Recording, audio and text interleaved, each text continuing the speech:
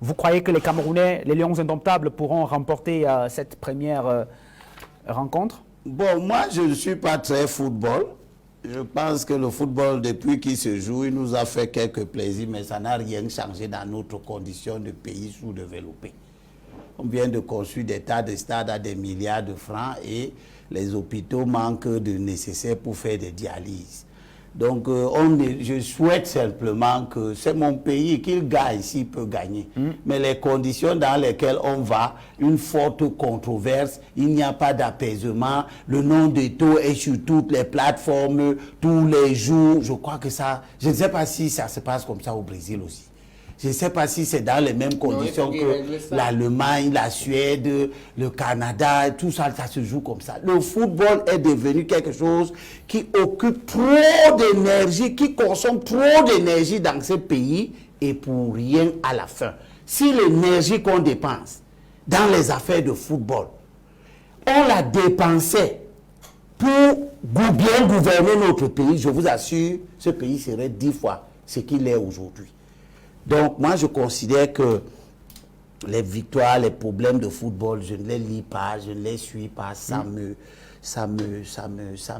repugne, je suis excédé par toutes. Donc, même le score, vous ne voulez pas nous donner? Je n'ai pas de score. Je pense que la Suisse n'est pas un grand pays de football. Vous le pensez? Oui, je n'ai jamais. La Suisse a déjà gagné une compétition en Europe. Non. Je ne sais même pas comment on s'arrange pour qu'ils arrivent à la Coupe du Monde. Bon, ils sont qualifiés. Ils sont donc là-bas. Mais est-ce qu'ils ont déjà gagné l'Europe, la Coupe d'Europe? Non, jamais. Ils ont déjà gagné une coupe quelque part qui est hors de la Suisse? Jamais. Un pays comme ça, on va le rencontrer. Je ne peux qu'envisager que nous qui avons déjà gagné en Afrique et qui avons déjà fait... La Suisse a déjà été deuxième tour de la Coupe du Monde. Oui. Hein? Oui, oui. Bon, moi je Ils sont même arrivés au quart de finale. Ça veut donc dire que ce n'est pas un pays aussi nain que ça. Faisons attention. Voilà. Ils ont éliminé d'ailleurs la France. On va... Donc, comme le football, c'est quelque chose que tous les pays essaient de développer le football. J'ai vu là que les Coréens jouent déjà en Europe. Il y a les joueurs qui viennent de Corée et tout ça. Ça veut dire que tous ces gens-là travaillent le football. Donc nous, on n'est pas nés avec. On a aussi souvent travaillé ça sous le régime d'Aïdjo, une bonne partie du régime de Paul Biya, une fédération bien organisée, etc. Ça a commencé avec Oryx, les canons. Et nous voyons aujourd'hui dans quelle situation nous sommes avec le désordre. Canon a disparu, ne gagne plus rien.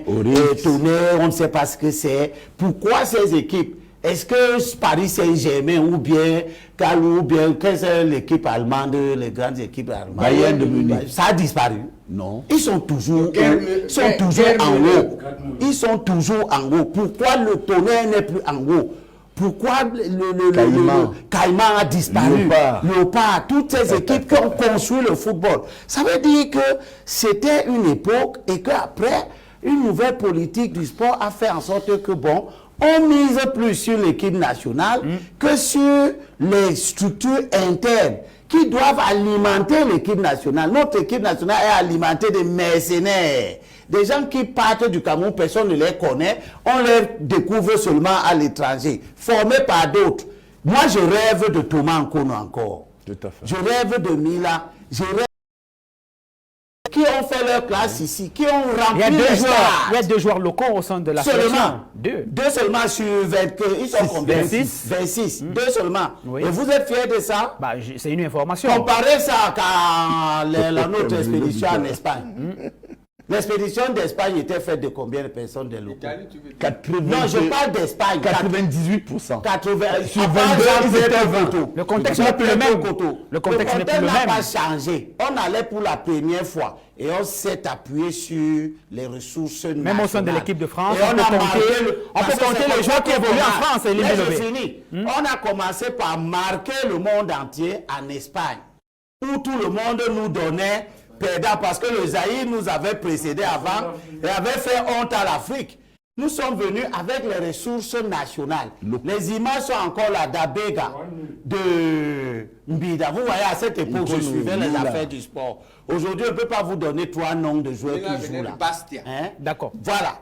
Donc, mais Bastia, venant du Cameroun, où il avait déjà remporté des titres avec le Tonnerre. D'accord. La plupart, il faut aussi le rappeler, hein, peut-être qu'on peut croire que les joueurs qui sont aujourd'hui à la sélection nationale sont partis de nulle part. La plupart de ces joueurs sont partis des clubs camerounais.